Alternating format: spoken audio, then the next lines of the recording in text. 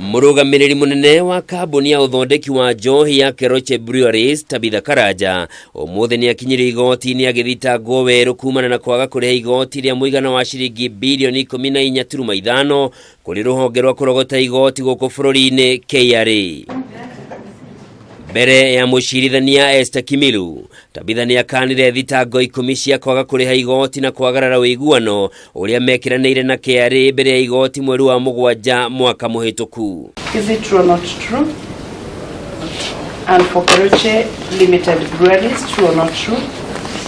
Kugerera wakiri wake, Tabitha ũrĩa NOWE seneta wa kaunti ya NAIKURU nĩ augire angĩenda cira ũcio tuithanio nja wa igoti, ũndũ ũrĩa ũkĩrĩirwo nĩ mũcirithania Kimilu, kuona gũtirĩ rĩendekithia ta rĩu rĩraheanĩtwo kũrĩ KRA nĩ Keroche, no etĩkĩra thikũ 45 mambĩke mĩtaratara ya kũiguithania na KRA, kwaga ũguo cira ũyũ wambĩrĩrie gũthikĩrĩrio kĩhinyo, gũkũ naguo mwena wa thitango gĩtĩkĩrio gũcenjia maratathi ma thitango. The prosecution availed witnesses and the defense indicated their wish to have the matter settled out of court, that is ADR. The defense caused an adjournment of the matter, and the court noted defense ought to have made a request to the Commission of Tax early enough not to frustrate the hearing.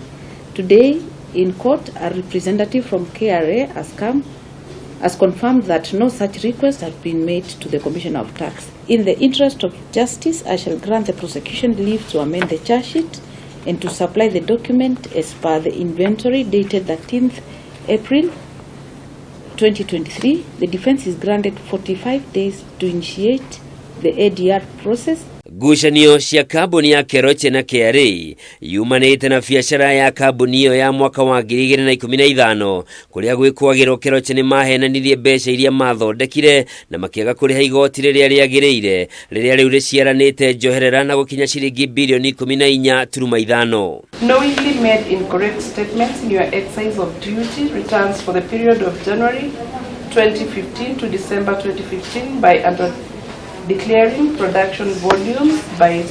820,601 liters and the application of excise duty rate on Vienna ice by using 27.06 Kenya shillings instead of 175, thereby reducing your excise duty liability by 1,855,403,900 Kenya shillings.